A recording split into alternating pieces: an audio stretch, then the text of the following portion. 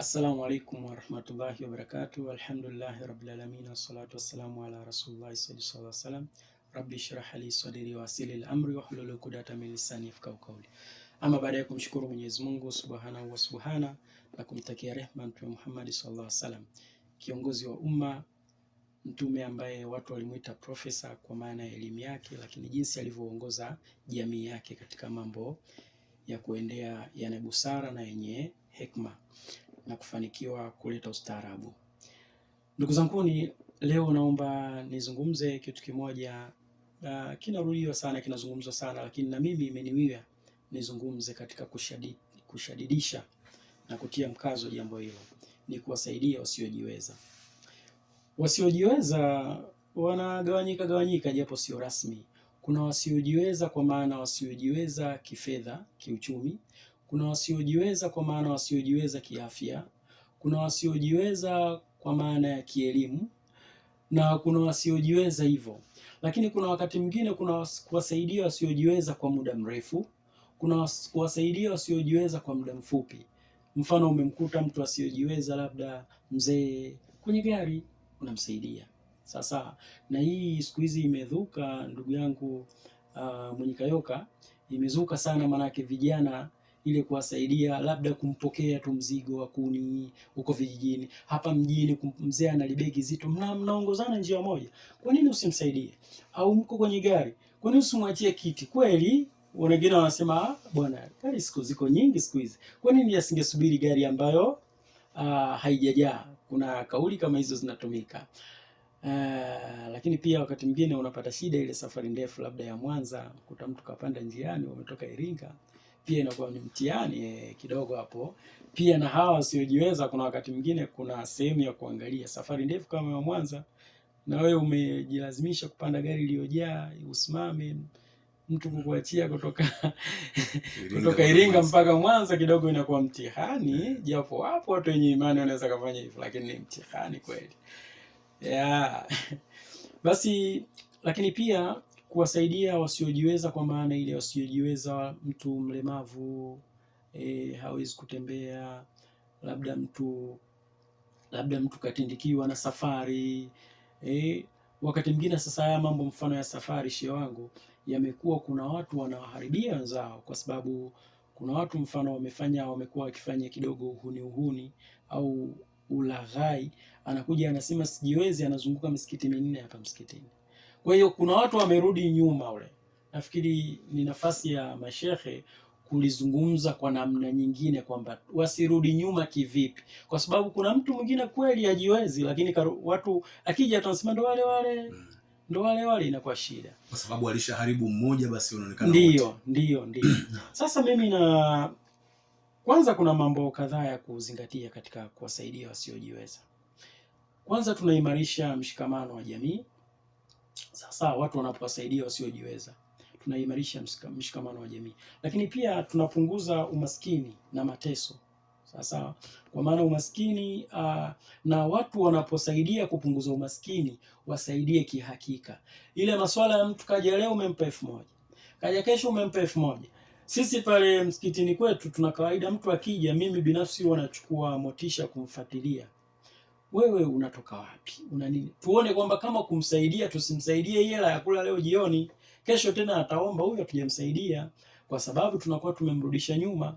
Kwa mujibu wa Mtume sallallahu alaihi wasallam, mkono ule mtu anayeomba, yani unavoomba ile maksudi sasa unaomba bila sababu yote ya msingi sana kuomba, lakini unaweza ukafanya kitu fulani kikazuia kuomba. Wewe unataka kuomba, maana yake ile inasema anakuwa anafunguliwa milango ya umaskini mara 40. Sasa kama mtu tutakuwa tunamsaidia 1000 ili kesho aombe tena, huyu mtu tunamdidimiza kiimani kwamba atakuwa kila siku anafungulia milango ya umaskini, hatanyanyuka.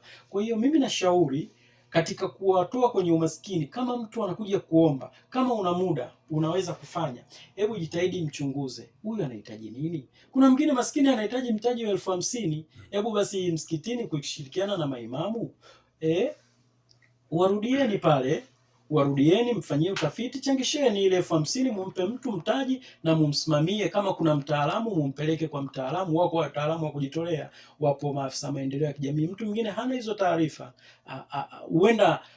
huenda sometime anaogopa kwenda kuzichukua hizo taarifa, hana kitu cha kufanya. Wakati mmemwezesha mtaji, ataweza kwenda kufanyaje, kuweza kuomba huo ushauri. Lakini pia mateso ndo kama hivyo, wazee ile mimi nashauri kuna wakati mwingine vijana mnaweza mkajiunda kikundi labda mafundi. Kuna wazee yuko peke yake pale, labda nyumba yake tu inavuja tu, maskini. Mafundi wapo, tunaswali msikitini, mjiunge kikundi, mnaweza mkaomba sadaka msikitini, au ninyi wenyewe mafundi si mna kazi zenu, mtoe 1,000 kila wiki, mkamwezekee yule, mkamzibie viraka vya nyumba yake yule mzee, mtakuwa mmemsaidia, hanyeshewi. Ni mateso kweli. Kuna wazee wako huko mitaani, nyumba labda choo yani kimeharibika na vitu kama hivyo, anapata shida. Kwa hiyo ni katika kupunguza umaskini na mateso. Lakini pia hapo tupate swali moja. Je, misikiti yetu ina programu hizi za kuweza kusaidia watu, kwa maana ya kwamba kwanza watu wenyewe imeweza kuwabaini, kwa maana kuna labda daftari maalum ambalo lenye kujua idadi ya wahitaji na wanaohitaji kusaidiwa, na je wale ambao kweli kama wanayo madaftari hayo, je wameweza kusaidiwa kiasi gani? Umeweza kufanikiwa kujua vitu kama hivi? Shukran. Wakati tunakumbusha wasikilizaji tunachokizungumzia, tunazungumzia kuwasaidia wasiojiweza na faida zake. Hasa tumejikita kwenye faida na tumezungumza kuimarisha mshikamano, kupunguza umaskini na mateso. Sasa kwa swali lako, wallahi sina tafiti rasmi za kuweza kusema nikatoa sauti kwamba misikiti haina hizo program, lakini kwa kutembea kwangu misikiti mingi haina hizo program. Laiti ingekuwa na hizo program, yule mtu ambaye anakuja anaomba nini, isingekuwa kila msikiti ukiomba ni kuchangisha. Ingekuwa tu inaenda sehemu, inachukua kidogo, wewe nauli shingapi? 30 Dar es Salaam, nauli hapa nenda, inaenda kumkatia tiketi. Lakini wallahi yule mtu ataondoka pale na shilingi 5,000 kachangishwa, manake mimi haina program. Lakini kweli misikiti yetu hatuwajui watu tunaoishi nao mtaani, na hii unaithibitisha mpaka kwenye zakatul fitri. Wakati mwingine zakatul fitri anapewa mtu ambaye anajiweza. Umeona janga hilo? Sasa kuna watu kwa sababu tu hawana access na imamu, hawatopeta zakatul fitri. Na hii inakuja mbaya zaidi. Unajua sadaka tofauti na zaka. Umeona, zaka ni sadaka, lakini zaka ni very specific, kwamba kwa yule asiyejiweza. Mimi Mwalimu Jali najiweza, nisipewe zakatul fitri kwa sababu mimi ndo nastahili kutoa. Umeona, lakini kwa sababu hakuna hizo program, maimamu wetu, viongozi wetu wa misikiti, hatujafanya makusudi ile kuwatambua waumini zetu kwamba ni nani, mzee gani, tuna wajane wangapi, tuna wazee wangapi. Subhanallah, hilo jukumu tunabeba maimamu, tunabeba viongozi wa misikiti. Kwa hiyo sina jibu la moja kwa moja, lakini misikiti mingi haina hizo program. Lakini pia niongeze swali moja hapa. Ndio. Swala la Baitul Mali. Umeona kipindi cha Mtume sallallahu alaihi wasallam kulikuwa kuna Baitul Mali, vimewekwa vyakula pale, maji, kuna hifadhi nyingi, ilikuwa tende na vitu kama hivyo. Ilikuwepo. Sisi unadhani sisi wa siku hizi tunakwama wapi? Kwa sababu tumeona watu wakisaidiwa futari mwezi wa Ramadhani na nini, futari daku wakisaidiwa na wakisaidiana wenyewe kwa wenyewe. Lakini inapoondoka Ramadhani haya mambo yote huwa yanakwisha. Tunasubiri Ramadhani ijayo, au tunasubiri ile misimu ya kuchinja ndio watu wanagawa nyama na nini. Ndio. Kwa nini usingekuwa na program maalum za kusaidia kama hizo? Kwa maana inapofika labda msimu kama huu sio Ramadhani, basi kwa angalau kuna nyakati ambazo watu wanapewa chakula mwendelezo. Wale wasiojiweza wanapewa chakula. Ndiyo. Au wanapewa mitaji ya kufanya. Kwa kwamba ili ingeweza kuondoa umaskini kwa namna moja nyingine. Wallahi Sheikh, kwanza leo unaniuliza maswali mazito kuliko umri wangu na elimu yangu. Wallahi Baitul Mali kama unavyosema, na wako mashehe specific wana sheria wanazungumza sana masuala ya zaka. Wanajitahidi. Nimesikia mara kadhaa kina mashehe kama Sheikh Muharram Mwaita, kina Sheikh Shams wanazungumza masuala ya zaka, wanazungumza masuala ya ile masuala ya nini wakfu na nini hivyo.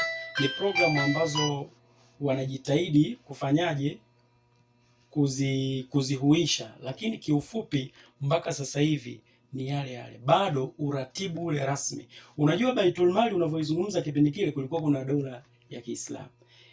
Kwa hiyo ni amri moja, muongozo mmoja, uratibu mmoja. Leo hii kila taasisi ina programu zake ambazo ukiangalia katika taasisi 6 zote zinafanana hizo program. Lakini ukiangalia sasa mwisho wa siku wote wanamwendea Mwenye Kayoka. Bwana, tuna programu hii tunahitaji uchangishe hichi. Kaja Tamsia naye. Kaja Jai. Kaja Tampro. Kaja sijui taasisi gani. Yote unakuta ile programu inafanana. Unaona tunapofeli. Kwa hiyo sasa hata ile nguvu inagawanyika. Usimamizi unagawanyika. Kwa hiyo kuna watu 6 ndani ya Iringa, kumbe hicho kitu itakiwa kisimamie mtu mmoja, lakini wanasimamia watu 6. Umeona? Kwa hiyo hiyo nguvu inagawanyika. Sikatazi, lakini kifupi mimi sababu niliyoona nguvu inagawanyika katika uratibu na inakosa muendelezo. Kwa hiyo kila mtu kuvutia. Na sababu kubwa ninayoiona hapa mimi kwa utafiti wangu mdogo kabisa kwamba hatuna ile kitu moja, kwa maana mtu mmoja sauti moja, kama ilivyokuwa enzi za Baitul Mali. Kulikuwa kuna amiri anasimamia, kuisha amri ya amiri ikisema imesema. Leo hii huwezi ukasema. Wakati mwingine huo taasisi fulani ikianzisha hiyo program, kuna taasisi fulani huku inapiga madongo au inakandia. Umeona shughuli hiyo? Wanajiradi, wanasema wenyewe. Kwa hiyo hiyo ndio miongoni mwa sababu ambayo mimi nimeiona. Lakini kama unaniruhusu niendelee, miongoni mwa faida nyingine za kuwasaidia wasiojiweza ni kupata baraka za dini, thawabu. Hilo halipingiki kabisa, na huenda katika mpangilio ili huenda lingekuwa ni namba 1. Sawa. Kwa katika Uislamu tunaamini hivyo, kupata baraka kwa maana ya thawabu, lakini pia mali yako kuwa na protection, ulinzi, kwa sababu ile ni sadaka. Lakini mwisho kabisa tunaambia kwamba cha kwako ni kile ulichokitoa sadaka, kama ni nguo ulioivaa mpaka ikaisha. Kwa maana kama ni nguo ulitoa sadaka, ile ndio ya kwako kwa sababu utaikuta. Kama ulichokula mpaka ukakimaliza ni cha kwako. Au ulichokitoa sadaka kama chakula, hicho ndio utakuta. Hichi ambacho unakitunza ni mali ya warithi hiyo.